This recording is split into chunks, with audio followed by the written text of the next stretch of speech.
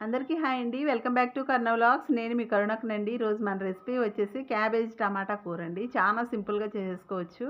చాలామంది ఈ క్యాబేజ్ వాసన వస్తుందని చెప్పేసి ఇష్టపడరు కదండి. కానీ ఎటువంటి వాసన లేకుండా చక్కగా టేస్ట్గా ఎటువంటి మసాలాలు వాడకుండా ఎలా చేయాలో ఇప్పుడైతే నేను చూపెడతానండి, చూసేయండి. మరి మన రెసిపీలోకి వెళ్ళే ముందు నా ఛానల్ ఇంకా ఎవరైనా సబ్స్క్రైబ్ చేసుకోకపోతే సబ్స్క్రైబ్ చేసుకోండి ప్లీజ్. ఈ రెసిపీ అండి లంచ్ బాక్స్‌లోకి గాని, చపాతీలోకి గాని, పుల్కాలోకి గాని దేనిలోకైనా గాని చాలా టేస్ట్‌గా ఉంటదండి. నేను ఒక క్యాబేజ్‌నైతే తీసుకున్నానండి. చిన్న ముక్క అయితే తీసుకున్నా. క్యాబేజ్ ఫుల్‌గా అయితే తీసుకోలేదు. దాన్నైతే సన్నగా తరిగానండి. ఒక ఉల్లిపాయ, పచ్చిమిర్చి వీటన్నిటిని సన్నగా తరుక్కొని ఒక పక్కనైతే పెట్టాను.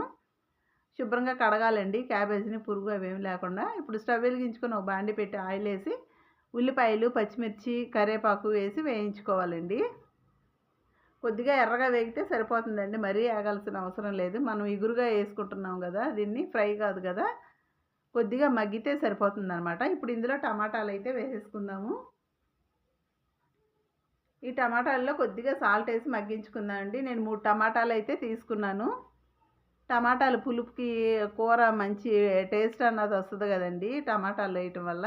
అందుకని కొద్దిగా నేను టమాటాలు అయితే ఎక్కువగానే తీసుకున్నాను. ఇప్పుడు ఇదంతా టమాటాలన్నీ ఉడికిపోయినాయి కదండి మూతేసి మగ్గియటం వల్ల. ఇప్పుడు ఇందులో మనం ఈ క్యాబేజ్ తరుగైతే వేసేద్దామండి. మనం తరగక ముందే ఈ క్యాబేజీనండి కడిగేసేస్తే ఏమి ఇసుక కానీ అలాంటివి ఏమి లేకుండా ఉంటాయి అన్నమాట, పురుగు పుట్రాయి. శుభ్రంగా కడిగేసేసి ఒక పక్కన పెట్టుకుంటే నీళ్ళన్నీ ఒళ్ళిపోతాయి కదా. అప్పుడు ఈ కూరలు అయితే వేసేసుకుందాము. ఇంక ఈ కూరలో ఎటువంటి వాటర్ అన్నది మనం యాడ్ చేసే పని లేదండి. కొద్దిగా సాల్ట్ వేసేసుకొని మగ్గించుకుందాం మూత పెట్టేసి. మనం సాల్ట్ వేయటం వల్లండి ఈ క్యాబేజీలో మొత్తం వాటర్ కంటెంట్ ఎక్కువగా ఉంటుంది కదండి. దానిలో ఉన్న వాటర్ అంతాను బయటకు వచ్చేస్తుంది అనమాట. ఇప్పుడు చక్కగా మగ్గిపోతుందండి. చూసారు కదా ఎంత చక్కగా మగ్గిపోయిందో. వాటర్ అన్నది వచ్చి అడుగుని చాలా బాగుంటుందండి. ఒకసారి ట్రై చేయండి మీరు కూడాను. ఇంకా మనం ఎటువంటి మసాలాలు అయితే యాడ్ చేయాల్సిన అవసరం లేదు దీనిలో. చాలా బాగుంటుంది ఇలా చేసుకున్నా కానీ. ఇప్పుడు ఈ క్యాబేజ్ అంతా మగ్గిపోయింది కదండి. ఇందులో ఒక స్పూన్ కారము, ధనియాల జీలకర్ర పొడి, కొద్దిగా పసుపు, ఒక చిన్నుల్లిపాయ అయితే దంపి వేసుకున్నానండి.